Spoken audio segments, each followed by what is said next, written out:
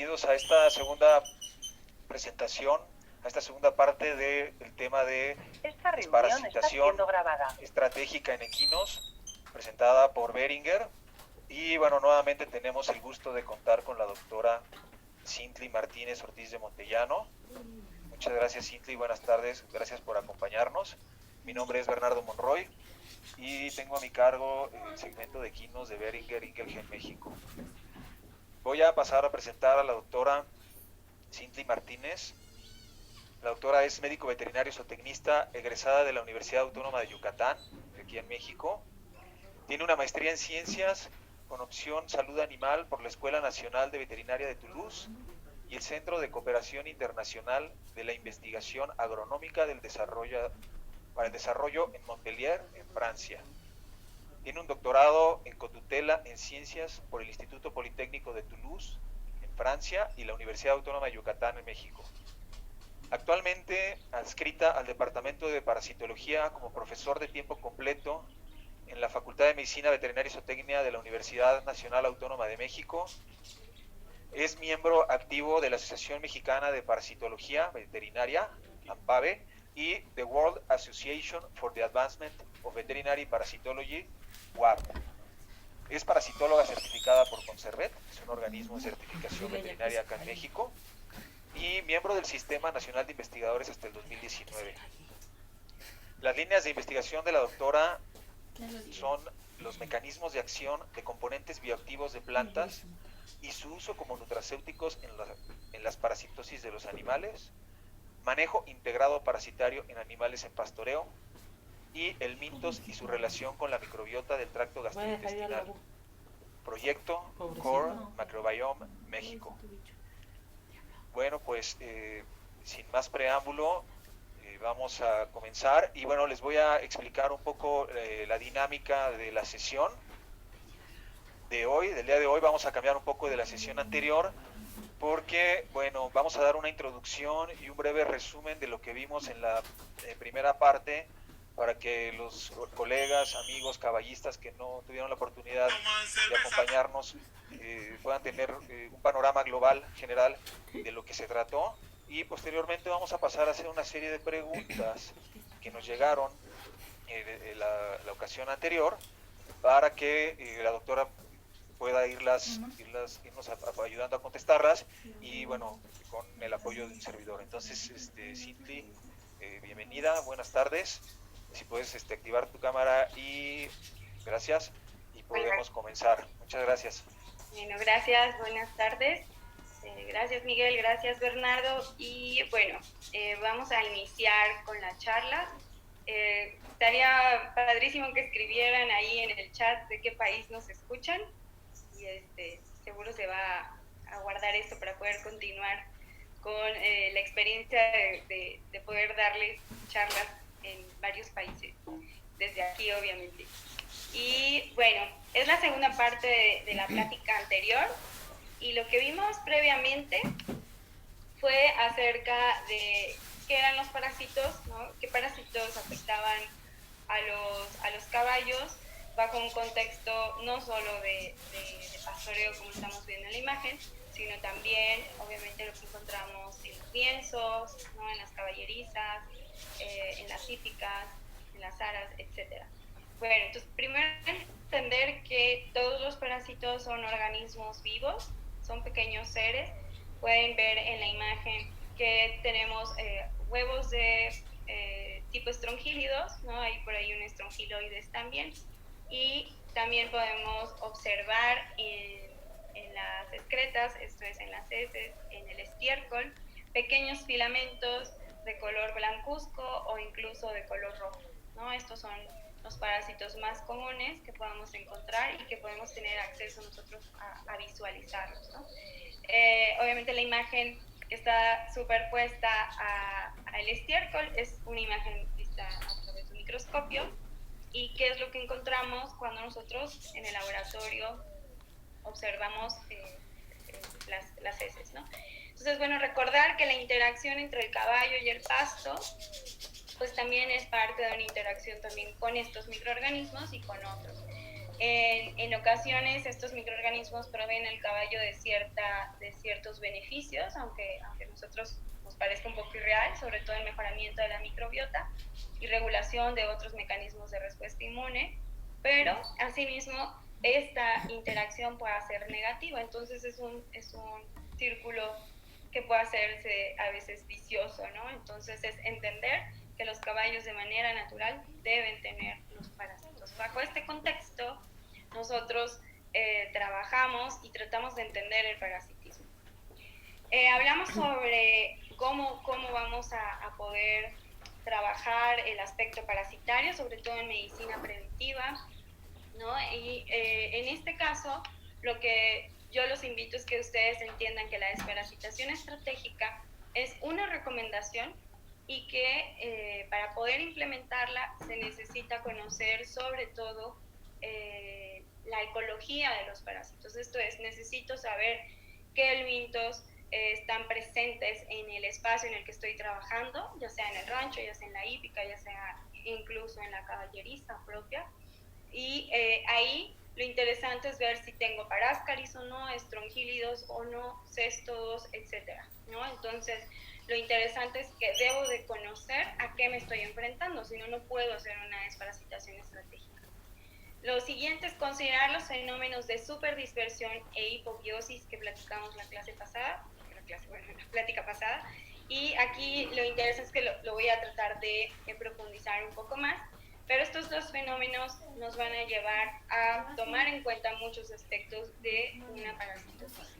Conocer la eficiencia de las moléculas usadas y también si tenemos o no la resistencia antibiótica, ¿no? Si la población de parásitos es resistente o no. Desparasitar únicamente con los resultados previos a algún estudio coproparasitoscópico. Y bueno, también esto nos permite identificar animales que son altos eliminadores y probablemente pudieran ser el foco de contaminación, ¿no? También desparasitar con base a un umbral clínico de huevos por gramo de heces, ¿no? Que es esto a través de pruebas como el McMaster, por ejemplo, y que sea propio la zona ecológica. Ya hablamos un poco que las situaciones que existen en ciertas zonas ecológicas, por ejemplo, en las zonas tropicales, en las zonas húmedas, templadas, etcétera, no son las mismas, ¿no? Entonces, un ambiente árido, seco, tampoco va a tener el mismo impacto y el desarrollo de una epidemiología igual en todas las zonas ecológicas. Bueno, ¿qué es lo que no debo olvidar? Y son los conceptos que debo de considerar cuando estoy hablando de parásitos en caballos. Lo primero es el fenómeno de superdispersión. Este fenómeno de superdispersión que nos lleva a recorrer esta gráfica de dispersión hacia el lado derecho, ¿no? de nuestra gráfica, en donde vamos a tener el mayor número de animales, o más bien el mayor número de presencia de parásitos eliminándose en cierto grupo de animales, que no necesariamente tengan que ser la totalidad.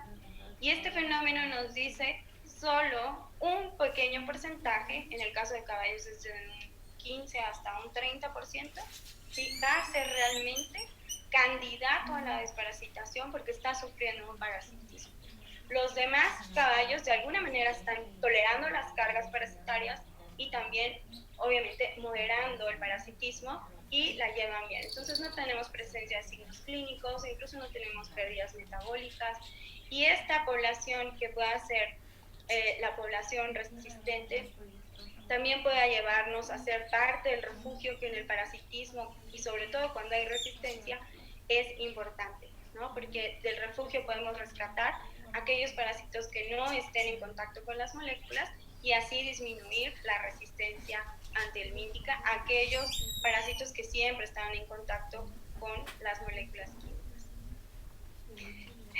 Lo siguiente también es que hay tres mecanismos básicos para el éxito que lleva al éxito un parásito, ¿no? En este caso es el fenómeno de hipobiosis, que es un estadio en el cual las larvas, sobre todo de estrongílidos, van a internalizarse en la mucosa intestinal para guardarse y salir en el momento adecuado.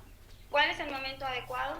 Depende de muchas situaciones, pero sobre todo, y en caballos, es la primavera, ¿no? Entonces, en el inicio de la primavera es cuando estas larvas van a salir. ¿Por qué? Porque ya tienen todas las condiciones ambientales para poder copular dentro del huésped y empezar a poner huevos, y que los huevos puedan darse bajo situaciones ambientales adecuadas y óptimas, y puedan salir las larvas infectivas, y el parásito cumple su ciclo, ¿no? Entonces la hipobiosis es una etapa del parasitismo muy importante, es un mecanismo de los parásitos, es un mecanismo de enfermedad de los parásitos. Nosotros es el potencial biótico alto, ¿no? Estos parásitos, si nosotros obtenemos una hembra y observamos en el microscopio, vamos a ver que ponen muchos huevos, son prolíficos, ¿no? Tienen altas tasas de fertilidad. Y por último es la adaptación genética. Esto es, obviamente, forzado con el uso indiscriminado de las moléculas. Los parásitos adaptan sus genes, tienen esta plasticidad fenotípica y empiezan a montar fenómenos de resistencia que hacen que ninguno de los fármacos que nosotros utilicemos pues sea efectivo. Y bueno, finalmente, ¿qué es el fenómeno de la resistencia antihelmíntica? Bueno, vamos a ver una gran población que es resistente, ¿no?, a las concentraciones que normalmente deberían matarlas, ¿no?, y no los están matando. Existen fenómenos de multiresistencia, esto es, grupos de parásitos que son resistentes a lactonas macrocíclicas, pero también a benzimidazoles, incluso en rumiantes a levamisol, ¿no? Y bueno, la idea es que nosotros tengamos umbrales clínicos que nos permitan acercarnos a qué nivel, a qué cantidad de huevos es suficiente para empezar a desparasitar. ¿Cuántos números de huevos desparasitan? ¿Cuánto es suficiente? ¿Cuánto es lo óptimo para no perder económicamente, ¿sí?, en todo sentido, metabólica y económicamente?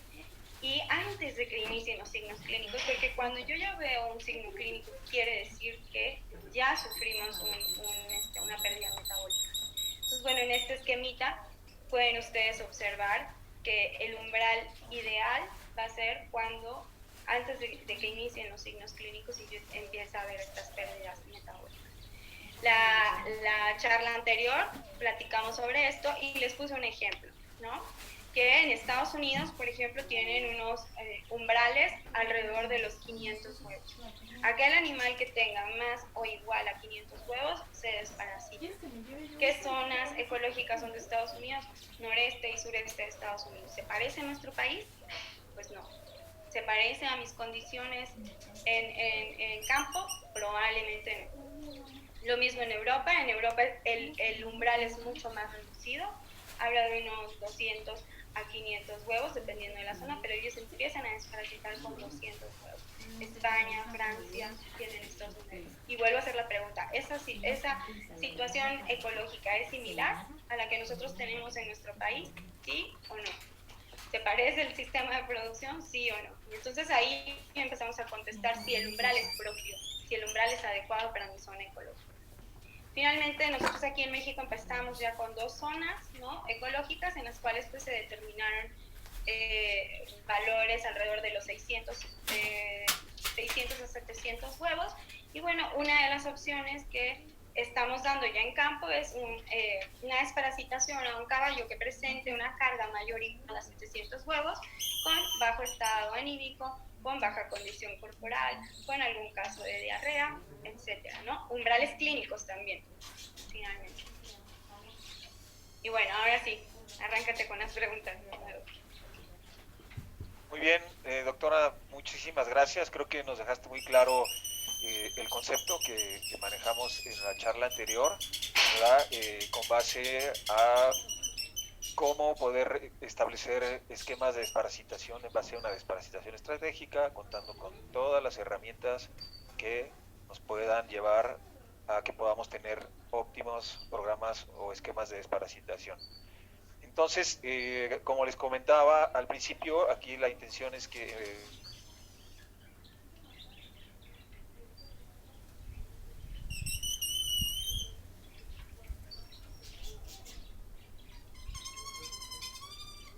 Hola,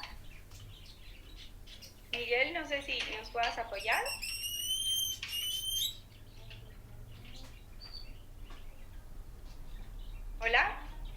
sí, Cindy, si nos puedes poner la siguiente.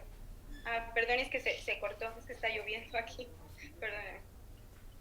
Sí, es que está lloviendo en toda la Ciudad de México y está lento el internet. Yo estoy igual. Listo, muchas gracias. ¿Qué significa, aquí sería la pregunta, doctora, ¿qué significa dosis correcta y producto correcto? ¿O a qué nos podríamos referir con administrar una dosis correcta y el producto correcto?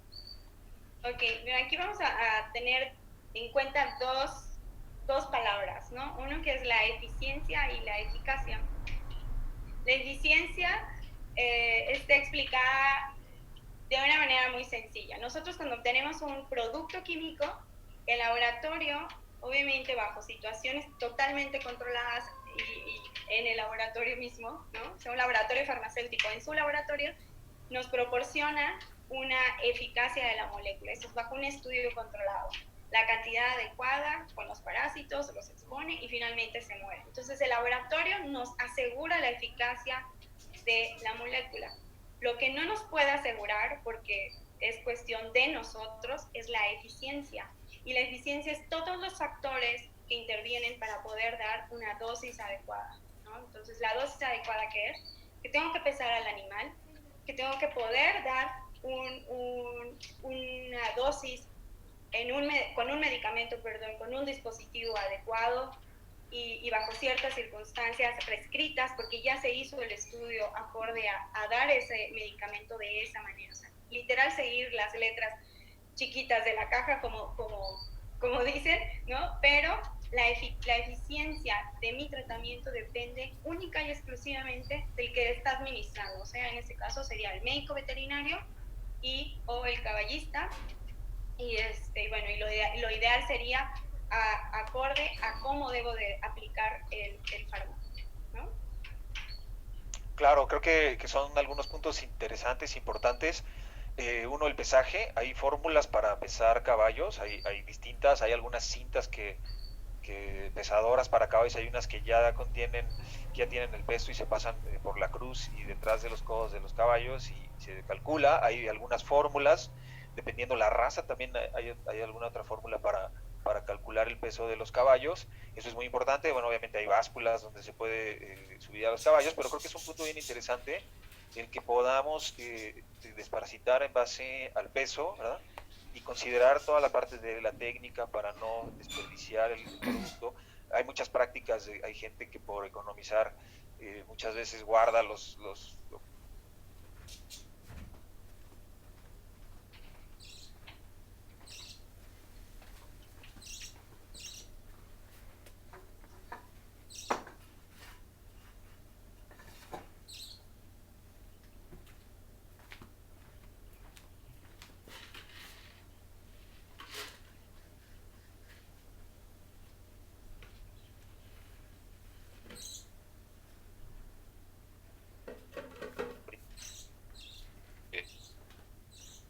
¿Hola?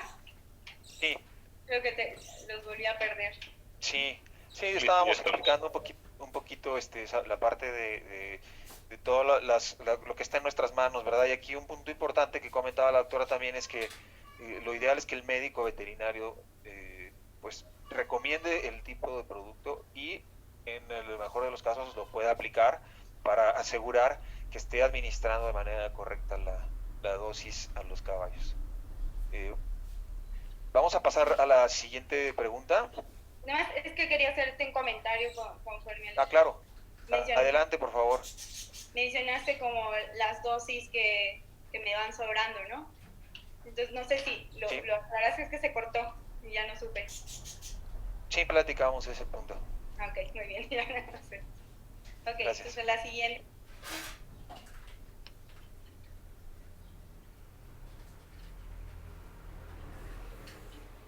¿Cuándo? Es una pregunta bien interesante, bien importante y que creo que todos la formulamos. O sea, ¿cuándo desparasitar? ¿No? O sea, si ya comentabas que obviamente hay umbrales, ¿verdad? Que se están estableciendo y que en Latinoamérica creo que hay pocos estudios con base a los umbrales, pero bueno, Es una pregunta muy genérica, pero creo que podemos ir ahorita aterrizando algunos puntos importantes. Si nos pudieras platicar Sí. esta parte de cuándo podemos desparasitar. Lo primero que tengo que hacer es conocer mi epidemiología, ¿no? ¿A qué me estoy enfrentando? Y eso lo platicamos al inicio. ¿Y cómo sé a qué me estoy enfrentando? Haciendo coproparasitos tópicos. De otra manera no puedo suponer, porque a lo mejor veo un proglótido o a lo mejor veo larvas 4 de ciatostómidos, ¿no? Pero no tengo los pelos de la burra en la mano. Entonces, para poder tener una desparasitación estratégica, para poder tener una desparasitación adecuada, debo de saber a qué me enfrento, quién es mi enemigo, ¿no? Y entonces necesito hacer coproparasitoscopio. Entonces, una vez que yo ya establezca, y más bien que ya conozca a qué parásitos me estoy enfrentando, ahora sí empiezo mi esquema de desparasitación. Y este esquema de desparasitación puede ser a lo mejor dedicarme a atender con un esquema muy estricto a los potros, ¿sí? Aquellos que van a enfrentarse a paráscaris, ¿no? Esto estoy hablando de animales que tienen alrededor de 60, 70 días cuando yo ya puedo empezar a aplicar fármacos y no dañar así al animal. Y también la siguiente etapa va a ser sobre todo el momento del destete, ¿no? Que puede ser entre unos 5 a los 8 meses de edad, en los cuales el animal se está enfrentando a ya la interacción de dos especies. Ya tenemos paráscaris y además ya tenemos estrongílidos que están en competencia y se encuentran en el tracto gastrointestinal. Entonces imagínense que ahí empieza. Entonces ese sería otro momento ideal. Y después ya sí ser muy específicos con aquellos animales que todavía no rebasan los 3 años de edad, porque están estableciendo sus poblaciones no solo de parásitos, sino también a nivel de su microbiota, a nivel de todo lo que representa los retos para él en diferentes, o a ellos más bien en diferentes etapas, y considerar que debo de tener estos controles como de una manera más detallada. Y después ya aquel adulto, pasando o potro potranca pasando los 3 años y ya un adulto, pues es una población no tan sensible. Ojo, hay individuos que sí pudieran serlo, pero en general, ¿sí? La experiencia nos dice que aquellos animales adultos son más un refugio, ¿sí? Son animales muy resilientes y que toleran cargas parasitarias y que realmente probablemente no necesiten la desparasitación. Entonces, los momentos de desparasitación, pues sí, son diferentes. No puedo darle el mismo tratamiento a todos, ¿sí? No puedo tratar a todos los animales de la misma manera. Y el grupo etario, o sea, esto es los potros de menores a los 3 años, o en el momento del destete, mis machos, mis hembras, ¿ok? Entonces sería muy interesante que yo establezca los esquemas y el cuándo desparasitarlos dependiendo de estos momentos de la vida del caballo. Claro, es un punto interesante y creo que aquí hay algunos puntos que creo que habría que considerar. Uno es el grupo etario, o sea, lo que comentabas, potros, potrancas, caballos que están comenzando su entrenamiento a los 2 o 3 años, caballos adultos, y que cada uno va teniendo necesidades diferentes, que el punto del estrés es importante, ¿no? Porque baja la inmunidad. Creo que otro punto interesante sería la época del año, ¿no? Como eso que comentabas al principio, la hipobiosis. Hemos visto fenómenos interesantes, ¿no? En cuanto a la época del año, cuando cambia la época del año, estos parásitos salen de su hibernación, ¿no? Por decirlo de alguna forma, de esa hipobiosis, y algunos no se convertirán en adultos, otros sí, y entonces podrán causar una parasitosis, ¿no? Entonces, creo que sería interesante tomar todos estos puntos en cuenta, ¿no? Tanto la edad, la etapa fisiológica de los animales y la época del año, y con base a eso establecer un programa o un esquema de desparasitación. Claro. No sé si pudieras ahondar un poquito más en esa parte de si eh, hoy no tengo cómo hacer un coproparasitoscópico, no tengo la tecnología, o estoy en un lugar alejado, o estoy en un criadero, en un aras, en un rancho donde hay cientos de caballos y no tengo quien me pueda ayudar. ¿Qué aspectos o qué puntos debería de tomar para poder establecer ese esquema de desparasitación, ¿no? O sea, poder decir, bueno, pues estos 2 o 3 son los principales y con base a eso voy a desparasitar a mis animales, ¿no? Claro, sí, yo creo que una buena estrategia, nada más que consideren que estarían a ciegas, ¿no? Porque no estamos haciendo los copros, pero bueno, una estrategia sería conocer bien mis grupos etarios, ¿no? Y entender cuál es mi población sensible y en qué época del año sería mi población sensible también, ¿no? Entonces sabemos, por ejemplo, que en invierno probablemente estos grupos etarios no estén tan afectados. ¿Por qué? Porque están en hipobiosis las larvas o no tengan hipobiosis. Ojo, porque el controlar la parte hipobiótica es muy difícil. O sea, un tratamiento no es 100% eficaz para las fases hipobióticas. Incluso es un agujero negro que tenemos en la parasitología, y si de por sí la tenemos en rumiantes, en caballos es mucho más complejo, ¿no? Entonces la hipobiosis es un fenómeno que todavía estamos descubriendo, que todavía estamos tratando de entender, y que desafortunadamente no tenemos un esquema que vaya directo y mate a las larvas hipobióticas. ¿Por qué? Porque lo vemos en cada tratamiento que damos.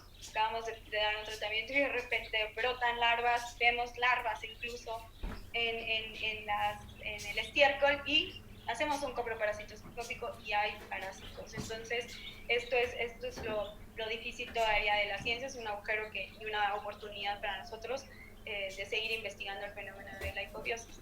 Entonces, bueno, volviendo al punto, perdón, es conocer la epidemiología, saber a qué parásitos me enfrento es una buena herramienta, y mis grupos etarios, cómo voy a manejar a mis grupos etarios, atendiendo los problemas de raíz y previniendo si puedo yo hacer una desparasitación. Nada más que aquí ya no sería una desparasitación estratégica como tal, porque Claro.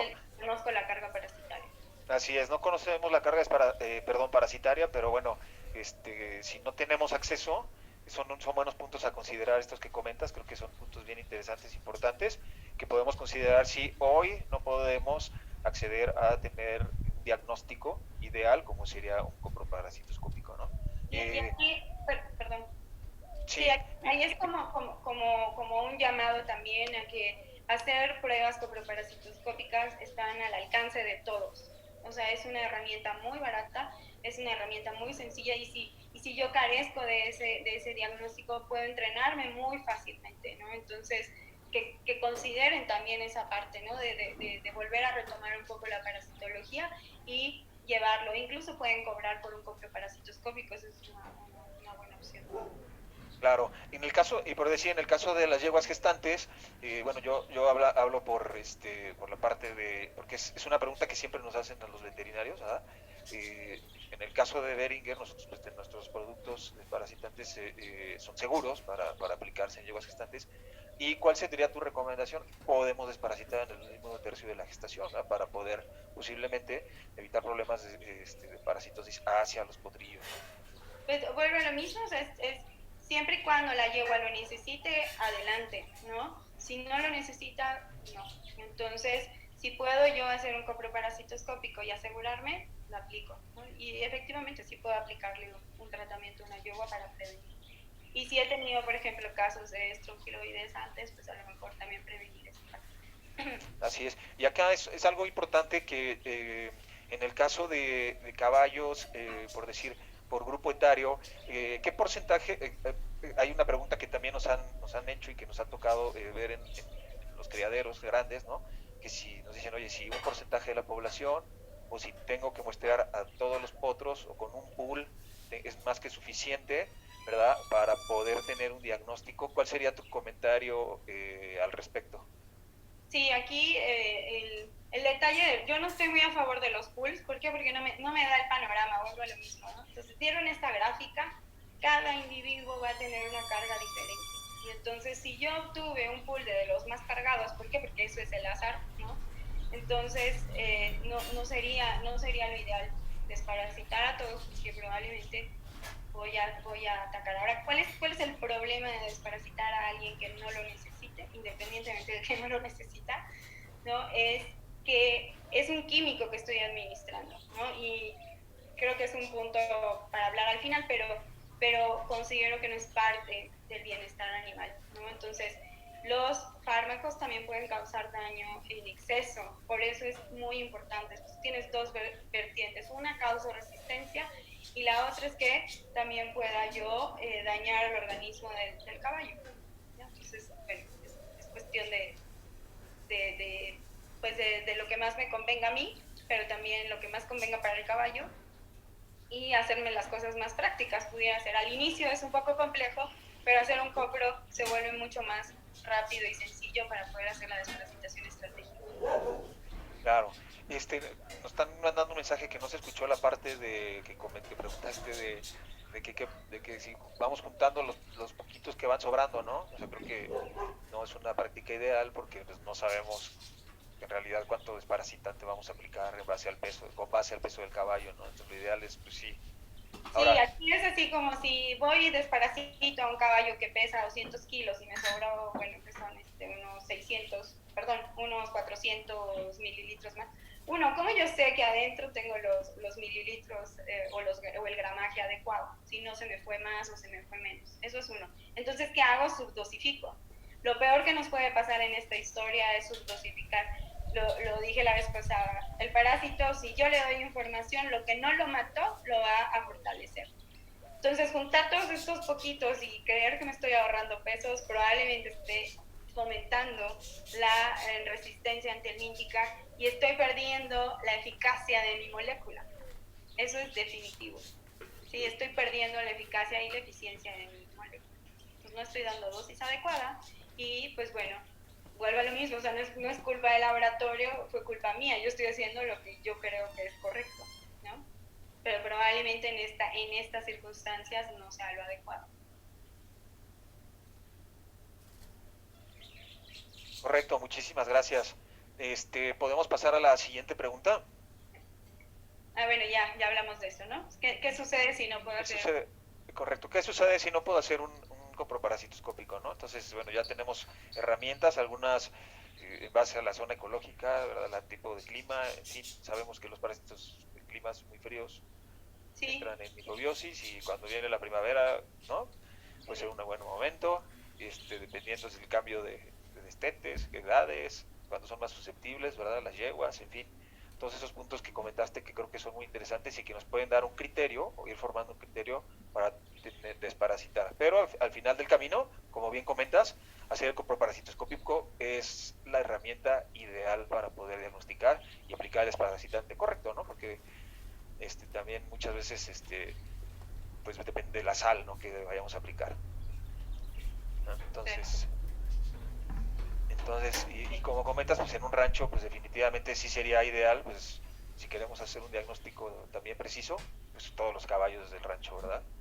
Nos ha tocado hacer más de 200 caballos y muestrearlos, tomar la muestra individual y creo que nos da un panorama bien interesante y resultados también muy interesantes y que posteriormente nos pueden ayudar para la toma de decisiones. Claro. Y sobre todo por estos grupos etarios, ¿no? Cuando tienes la oportunidad de ver yeguas que están gestantes y los potros, ¿no? Y las potrancas y todos se comportan de diferente manera, o el macho que está siempre sin cargas parasitarias, ¿no? Entonces, estas medidas te acercan a que realmente sí necesitamos saber. Es un poco cuando utilizamos antibióticos, ¿no? Si no necesito ahorita el antibiótico, pues fomentar el uso de la molécula y vuelve a lo mismo. Esto pudiéramos verlo como pues nada me cuesta desparasitar a todos, pero el día que se monta resistencia en una población de parásitos, revertir el fenómeno es casi imposible, ¿no? Es una tarea bien compleja. Y entonces nuestras únicas moléculas que sí son realmente eficaces, las estamos perdiendo. Y ahorita en México estamos a tiempo. La verdad es que tenemos un panorama mucho más fácil, por ejemplo, que lo tienen a diferencia, ¿no? De como lo tienen en Estados Unidos o en Europa. Entonces, pues por eso creo que sí es en México, bueno, y en América Latina en general no hay tanto fenómeno de resistencia. Hay algunos estudios, por ejemplo, en Brasil, ¿no? Y bueno, está aumentando la resistencia, están viendo el fenómeno en aumento, ¿no? Entonces, creo que podemos ahorita trabajar en conjunto todos. Así es, estamos recibiendo sus preguntas y base a eso, pues con base a eso, perdón, también ahí estoy tratando de ponerlas aquí en el tema si es que va con la pregunta que estamos planteando, ¿no? Otro punto importante, interesante, y que bueno, lo estás comentando ahorita, es cómo evitamos la resistencia o conservamos las moléculas, ¿no? Sabemos que hoy en día, pues los laboratorios tenemos una alta calidad y procesos muy exigentes, y que somos muy cautelosos en poder proveer al mercado productos con la más alta calidad, ¿verdad? Pero dejamos en las manos de los médicos veterinarios la parte de la aplicación de los esquemas de desparasitación, de los caballistas, para poder conservar estas moléculas. Pero bueno, ¿cómo podemos también que nos puedas dar algunos puntos claves que tú consideres para evitar la resistencia y conservar estas moléculas que, como comentabas, en Estados Unidos ya tienen que quintuplicar incluso la dosis de ciertos fármacos, de ciertos antiparasitarios para poder tener cierta eficacia, ¿no? en los resultados de la desparasitación, que hoy en día no tenemos acá en esta región de Latinoamérica, pero que, bueno, pues si no tenemos cuidado podemos llegar a esas prácticas, ¿no? Claro.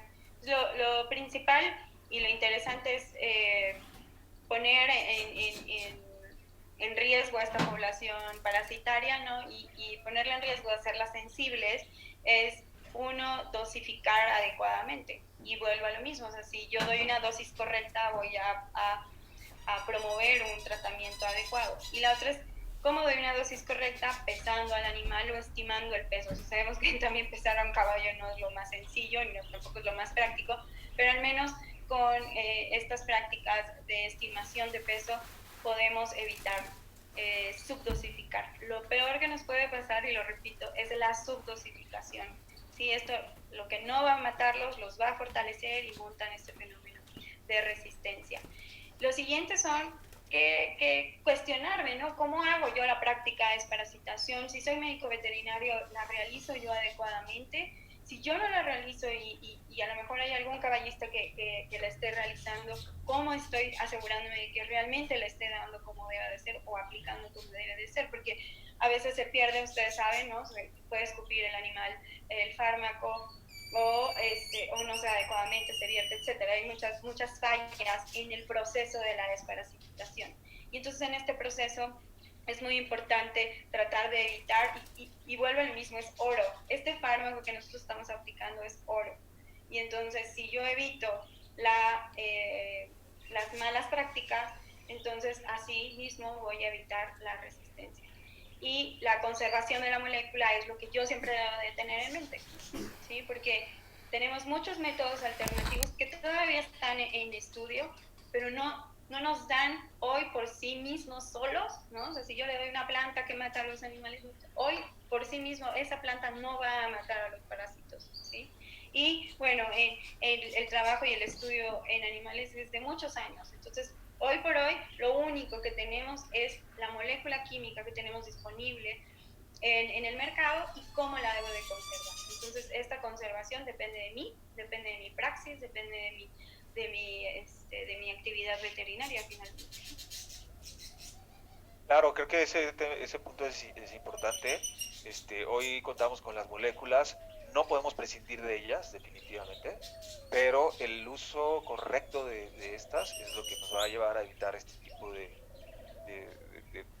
fenómenos como la resistencia, que también hemos tenido oportunidad de visitar algunos criaderos en el país, acá en México, que tienen montada resistencia a ciertos fármacos, a ciertos antiparasitarios, y que hoy pues sí pues tienen esa dificultad de toma de decisiones de qué hacer, ¿no? Entonces sí sucede, ¿no? Ese tema de resistencia por abuso muchas veces de los antiparasitarios, ¿no? De desparasitar cada mes, ¿no?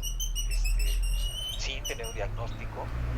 Entonces eso pues nos va llevando a ir montando estas resistencias, y que bueno, posteriormente pues es más trabajo, ¿no? En cuanto a manejo, en cuanto a utilización de recursos económicos, ¿verdad? Para poder solucionar estos problemas, ¿no? Y más cuando se tienen animales de calidad, animales pues que van a ir a un hipódromo, que van a ir a saltar, ¿no? Que van a ir a charrear o a jugar polo, que son animales de alta estima económica y deportiva, y que bueno, nosotros queremos que expresen su calidad genética al máximo, ¿no? Entonces creo que sí debemos de tomar conciencia en este punto, ¿no?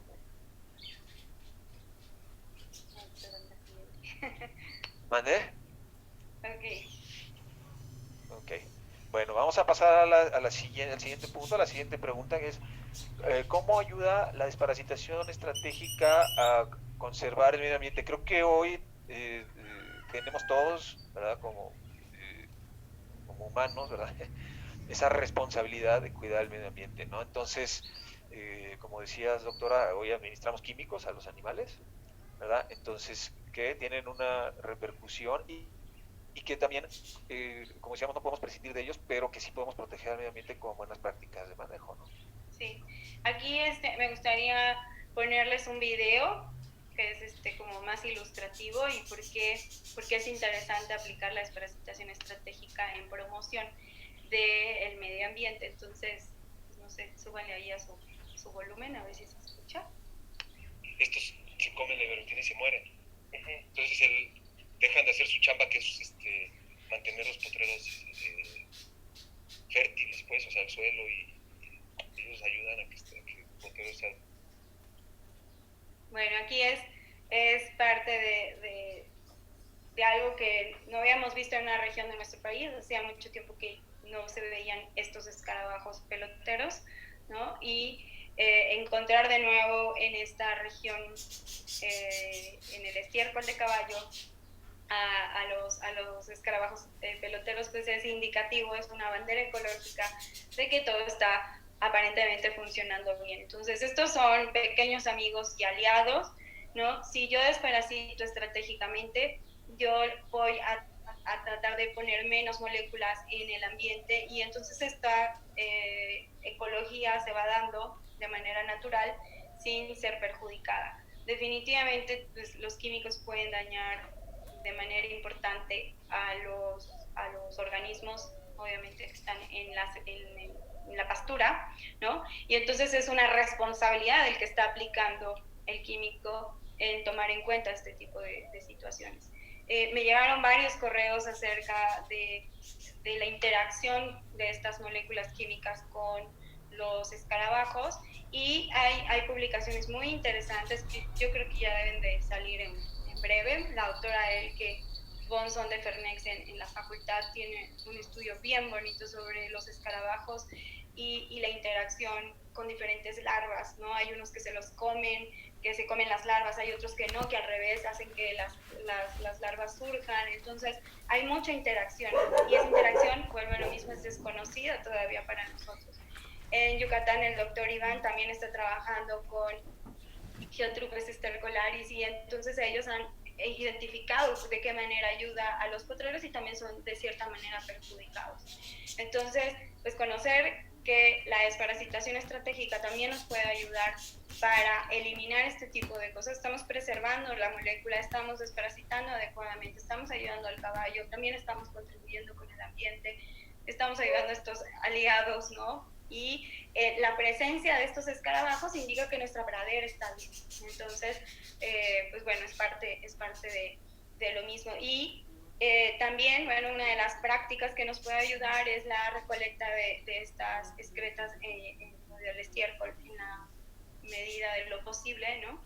Conozco ranchos que tienen a mucha gente trabajando con esto, pero ellos integran de manera, digamos, tienen su ciclo, integrar las excretas de los caballos a la comida, ¿no? Entonces estas prácticas también son muy interesantes porque si estoy aplicándole fármacos indiscriminadamente, finalmente llega el caballo nuevamente. Entonces es interesante analizarlo desde varios puntos estratégicos. Esto de nuevo es el manejo integrado parasitario, que me encantaría platicarles sobre eso, pero es mucho más profundo, ¿no? Entonces, bueno, esto es parte del tema que a ustedes les llama mucho la atención. Y no sé si tienes alguna otra pregunta acerca de esto, Bernardo. Así es, bueno, no pregunta, no, pero sí un comentario, que sí, definitivamente, tanto el desparasitante que se va a aplicar en la pradera, esa es la implicación que tiene sobre la ecología de la pradera y, bueno, con las buenas prácticas y también los desechos, ¿verdad? Que por ahí una vez desparasitando ganado, ¿no? Tiraron el bote desparasitante a un río y el día siguiente pues, los peces ya estaban muertos, ¿no? Entonces, creo que sí tenemos una responsabilidad con el medio ambiente que debemos de cuidar y bueno, este punto es bien interesante, ¿no? Sí. Hay una pregunta de un buen amigo del norte del país que dice que te recomendable es rehabilitarla, voltear la tierra en los potreros, ¿no? O sea, No sé si, ararla, pues no sé a qué se refiere, pero lo que sí hemos visto es que, y que hay también varios estudios, investigaciones, ¿no? De el manejo de las excretas, ¿no? Del estiércol, cada cuándo, o sea, que por lo menos 2 veces por semana se limpian los potreros. Hay ranchos que visitamos que tienen ese manejo, ¿no? Que 2 veces por semana levantan el estiércol, ¿verdad? Para evitar que los caballos tengan contacto. Entonces, sí es una buena práctica el tener los potreros limpios, obviamente pues el manejo, ¿no? No saturar la pradera de animales, en fin. Y bueno, el hecho de recolectar el estiércol finalmente es romper los ciclos, ¿no? Y entonces es parte pues sí, es parte de un manejo integrado, ¿no? Entonces yo rompo el ciclo, ¿no? Disminuyo la carga también parasitaria en la pradera, el refugio de la pradera también está viéndose afectado y entonces hay menor exposición del caballo a estos agentes, ¿no? Entonces definitivamente hay algo bien importante, un caballo jamás, a menos que yo no le dé opción, va a comer cerca de sus eyecciones, ya sean excretas o orina, ¿no? Entonces hay algunos que tienen sus zonas de orina y otras sus zonas de estiércol, y esto es lo interesante, o sea, el caballo va a comer al lado de su estiércol porque ya no tiene opción, o sea, eso quiere decir que no tiene un espacio limpio donde comer, ¿no? Entonces, o pastar. Entonces, muy importante, muy importante. Y aunque yo le eche el pasto o le eche pacas en el corral, está comiendo sobre su caca y entonces él lo siente, hay liberación de amoníaco, etcétera. Entonces, él sabe que pues, no está en un ambiente ideal, eso no es bienestar animal. También tengo que promover eso. Muy bien, muchas gracias.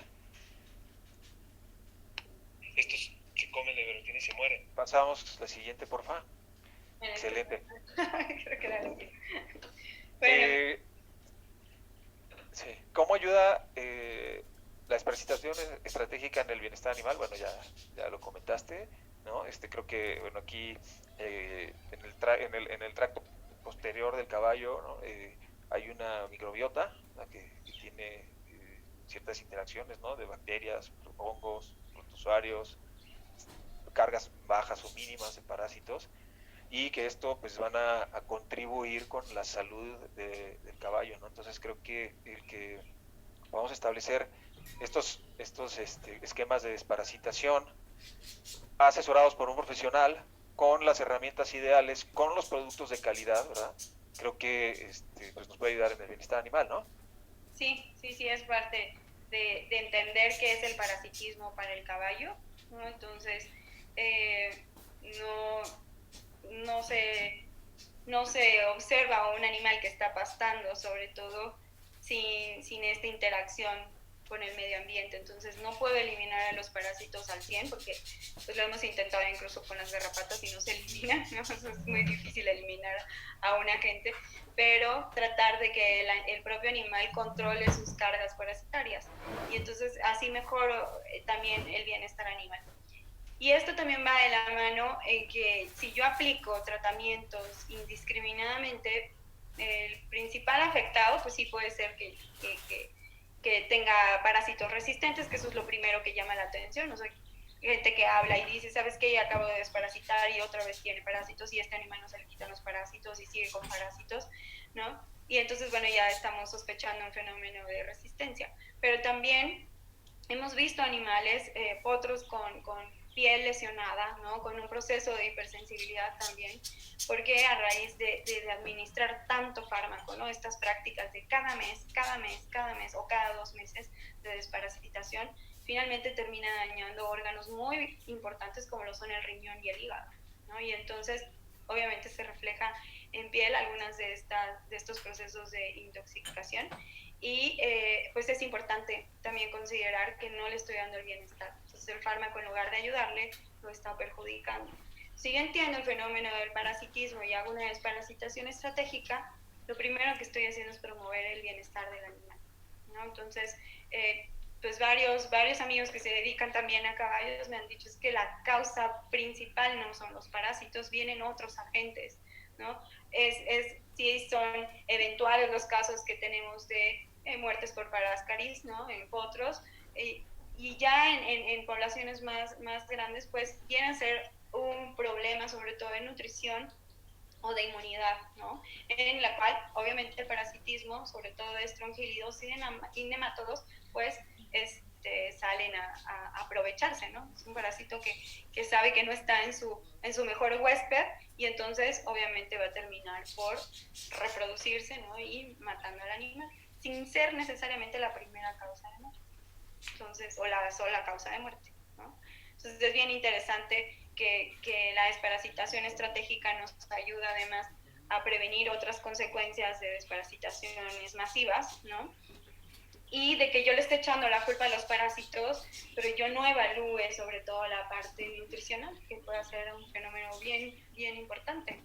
Y de hecho, pues nosotros siempre, antes de preguntar con qué desparasitas, pues siempre preguntamos ¿y cómo está la nutrición? Que recuerden que los parásitos comen exactamente lo mismo que el animal, ¿no? Entonces son sobre todo proteínas, fuente de carbohidratos, y esto es lo que hace que los caballos tengan procesos de hipoproteinemia sobre todo, ¿no? Los potros es mucho más común encontrarlo, y entonces, pues sí, si no tiene una buena nutrición, pues el parásito se va a aprovechar, definitivamente. Es correcto, muchas gracias. Pasamos a la... Sí, ya es la conclusión. Bueno, sí, aquí hay algunas que te voy a formular. Una es la parte de cómo podemos saber si los parásitos han creado resistencia al desparasitante, si llevan un calendario de desparasitación y los caballos se encuentran sanos, ¿no? Entonces, ¿Cómo? Perdón, no escuché bien. ¿cómo se puede saber si el parásito ha creado resistencia al desparasitante si lleva un calendario de desparasitación y el caballo no presenta signos? Ok, el fenómeno de resistencia, pues normalmente es la sospecha y el efecto post-tratamiento, ¿no? Dio un tratamiento y no funcionó, ¿no? Entonces puede reflejarse ese no funcionó en varias cosas. Vuelve a haber parásitos en las heces o el animal está muy flaco. Si en este caso no presenta signos clínicos y yo no sé si tengo resistencia, o mejor dicho, me gustaría saber si tengo resistencia, para eso existen las pruebas de eficacia de los fármacos, ¿no? Y es una prueba que normalmente la realizan o institutos en investigación o universidades como la UNAM, y lo que hacemos nosotros es retar a la molécula. Entonces se hace el estudio y se da un diagnóstico de resistencia. Este diagnóstico de resistencia es con base a esa eficacia. ¿Funcionó tu tratamiento o no funcionó? ¿Funcionó tu molécula o no? Y cuando se le sugiere al productor o al propietario hacer este tipo de resistencias, lo interesante es que necesito un grupo de al menos 6 animales por molécula que yo quiera retar, más mi control. Entonces, mínimo necesito 12 animales, ¿no? Lo ideal serían 20 animales, pero bueno, casi siempre en caballos se permiten 6 y 6, ¿no? 6 control y 6 que voy a tratar, y se someten al tratamiento, ¿no? Y al pasar los días, ¿no? Que normalmente son, por ejemplo, para benzimidazoles son a los 6 de 6 a 8 días, y para las lactonas macrocíclicas alrededor de los 14 y 18 días, más o menos. Entonces, cuando vamos a buscar los resultados, bueno, se meten en un programa que la Asociación Mundial de Parasitología nos dio, ¿no? Y entonces ya metemos todo eso en ese programa y nos da el resultado. Lo que hace el programa es hacer la diferencia entre lo que se inició como carga parasitaria, se dio el tratamiento y post-tratamiento. Entonces se reta a la molécula. Lo interesante para ustedes sería que puedan hacerla con todas las moléculas utilizadas, ¿sí? Si tienen una población de caballos suficiente para poder hacerlo, y con animales que tengan alrededor de, a partir de 3 años en adelante, porque ya tienen una población parasitaria bien establecida, ¿no? Entonces, bueno, esas son las pruebas que hay. desafortunadamente para el tema de Parascaris todavía es un poco cuestionado, porque una hembra de Parascaris nos pone alrededor de 2.000 huevos. Entonces, bueno, perdón, de 200.000 huevos diarios. Y entonces cuando nosotros revisamos en una cámara de McMaster, pues puede estar toda mi cámara llena de huevos o presentar algunos, pero no me está indicando una población adulta. Entonces, bueno, a veces es un poco medio complicado evaluar la resistencia en Parascaris, pero para estrongílidos sí se puede utilizar, ¿no? Creo que alguien levantó por ahí la mano. Así es, muy bien. Pues si gustas pasar a la siguiente, yo mientras voy aquí revisando algunas preguntas, bueno, todas las preguntas para poder... Este es el cierre ya de la presentación, entonces si alguien más tiene preguntas.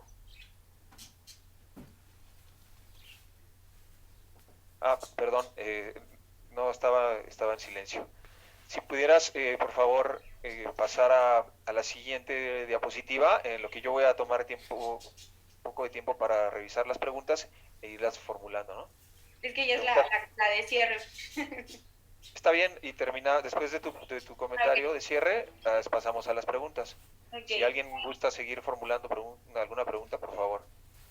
Aquí lo que quiero dejarles es que cuando pienso en incluir la desparasitación estratégica en caballos, como les vuelvo a decir, es una recomendación. Habrá gente que me diga, sabes que con lo que yo tengo soy eficaz, soy eficiente, pues está bien mi desparasitación, adelante, ¿no? Lo único que promovemos con la desparasitación estratégica es revertir el fenómeno de la resistencia. Entonces, pues vuelvo a lo mismo, desparasito únicamente al animal que lo necesita, disminuyo o retraso esta resistencia de la cual tanto hablo y preservo la molécula. Esto es lo más interesante.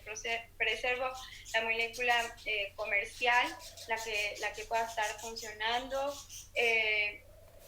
y la que con más confianza yo me sienta, ¿no?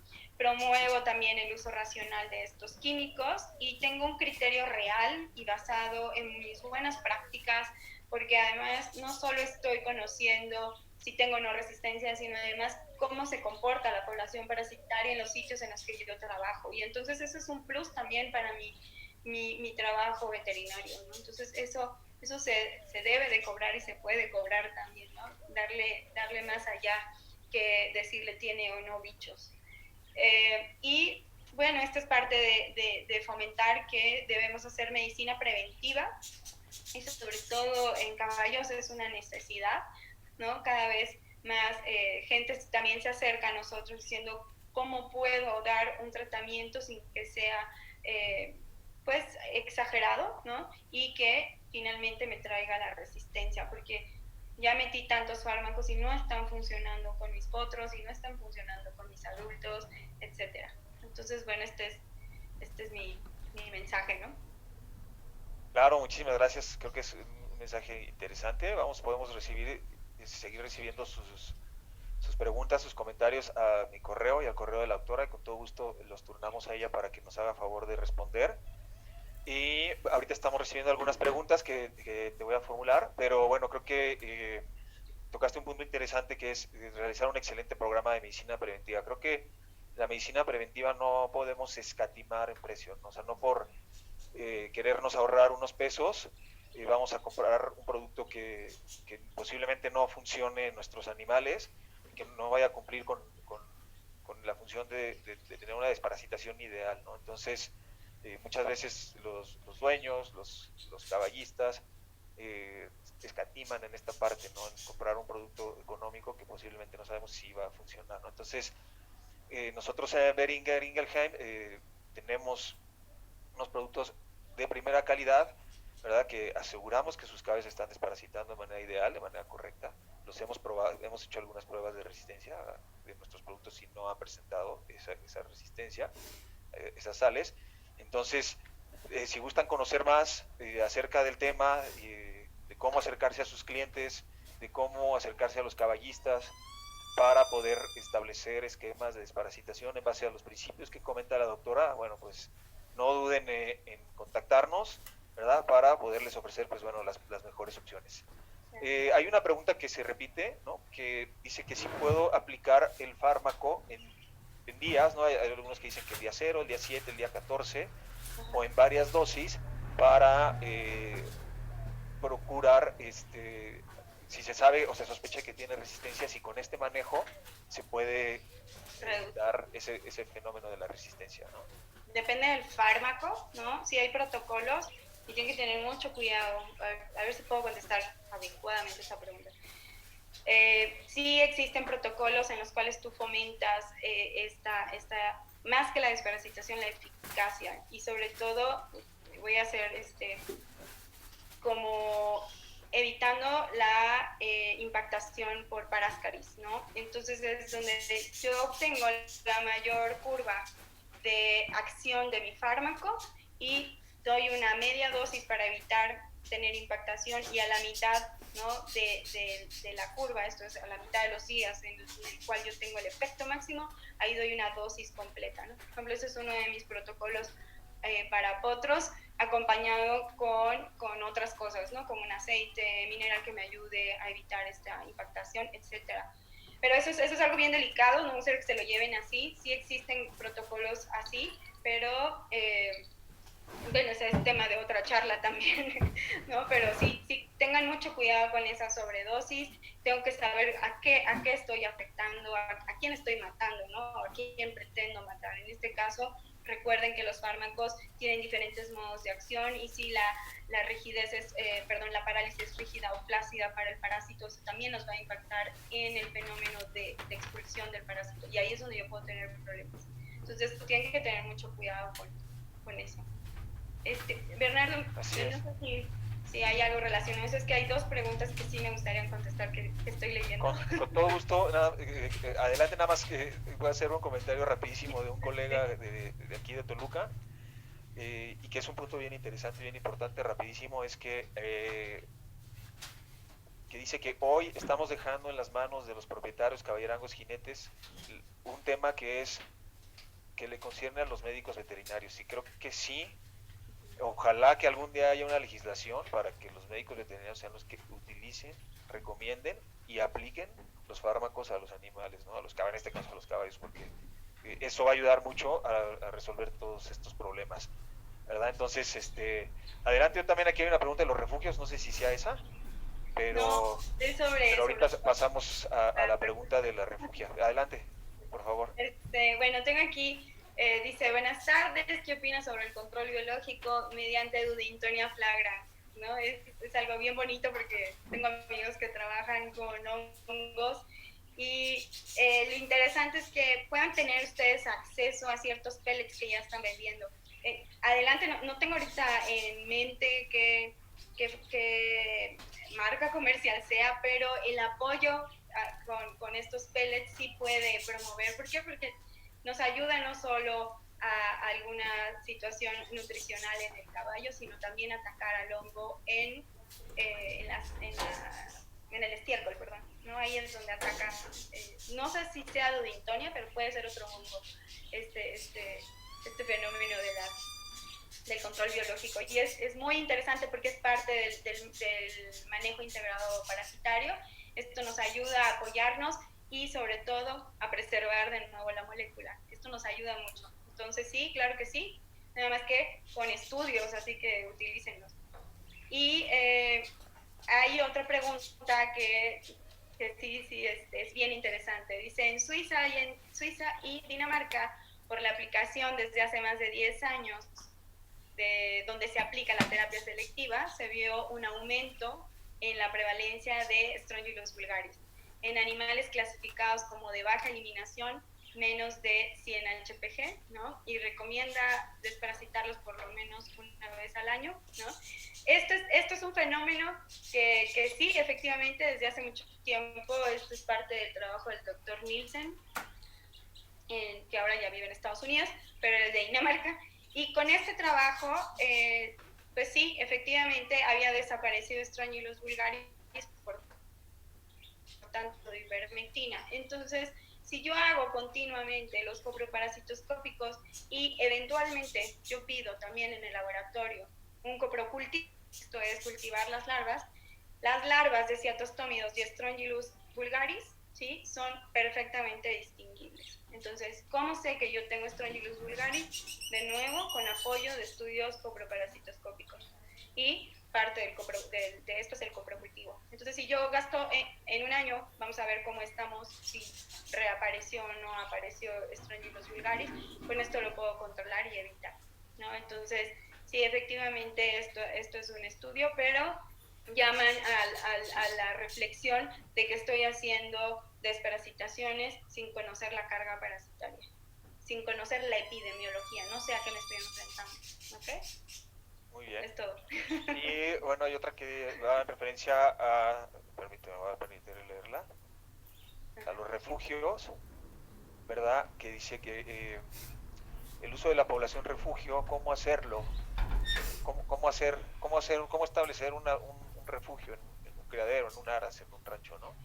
O sea, ¿cuál sería la forma, pues, de poder establecer refugio y utilizarlo como parte del esquema de desparasitación? O sea, si yo ubico a un caballo que es refugio, ¿qué hago con él? ¿Esa es la pregunta? ¿Cómo establecer un refugio? Si yo estoy en un criadero, Ajá. ¿cómo puedo establecer Bueno, mi población refugio? Mi población refugio va a depender sobre todo de que yo estoy 100% segura de que no tiene acceso a ninguna molécula, ¿no? Y entonces de repente me doy cuenta que hace un año, ¿no? O hace mucho tiempo que no le doy un desparasitante. Entonces hay caballos, sobre todo caballos muy viejitos, ¿no? Por ejemplo, por ahí viene una pregunta igual que si un caballo que convive con uno de 3 años y uno de 26 años, ¿no? Pues el de 26 años probablemente ya pasó una vida, ¿no? Y es muy tolerante a las cargas parasitarias. Los machos, casi siempre cuando muestramos machos reproductores, están muy bajos en cargas, pues son animales que comen muy bien y tienen un cero estrés, ¿no? Y entonces un macho puede hacer un refugio. ¿Qué hacer con ese refugio?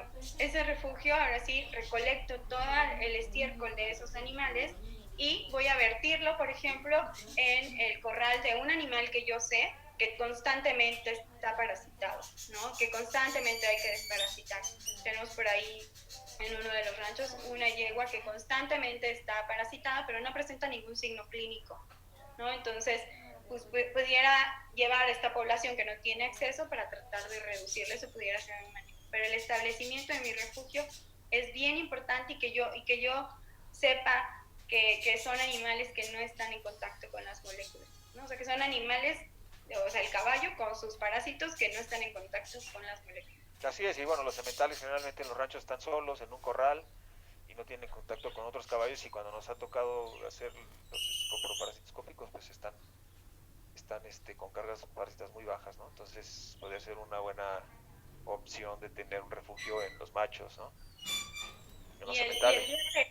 Y el día incluso que se hace el estudio y de repente, ay, fulanito, ¿no? Que es un macho que yo sé, está parasitado, es una buena señal para el clínico y decirle, sabes que mira, este animal está parasitado, algo tiene. Y a veces tiene algún problema nutricional o de dientes, o algo tiene que no necesariamente, o sea, el parásito refleja un poco otro tipo de problemas, ¿no? Entonces, es importante también, pues sí, de alguna manera estarlos monitoreando, ¿no? Correcto. Muy bien, pues creo que en general hemos respondido las preguntas, ¿verdad? De la mayoría de las, o casi todas las preguntas, ¿no? Con los comentarios que hiciste al principio y con las preguntas que se fueron formulando. Y bueno, pues con esto creo que podamos concluir esta parte del segundo webinar de desparasitación estratégica. Y bueno, pues agradecerles a todos los asistentes que por aquí nos pusieron que hay gente pues de toda la región, ¿no? Desde Perú, Argentina, Uruguay, Nicaragua y Ecuador. Bueno, de los que pudimos detectar al principio. Y bueno, obviamente de México. Y bueno,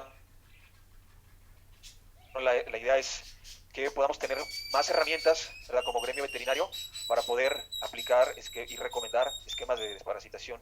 Y nuevamente recordarles que Boehringer Ingelheim estamos pues tratando de llevar toda esta tecnología a ustedes, a colegas veterinarios, a los caballistas, a los criaderos, ¿verdad? En conjunto con la universidad, con la doctora hemos estado haciendo mucho trabajo en campo, tratando de identificar un poco cómo se comportan los parásitos en nuestro país, ¿verdad? En diversos ranchos del país, y pues la utilización de estos productos que tenemos pues han tenido resultados bastante importantes, interesantes, positivos.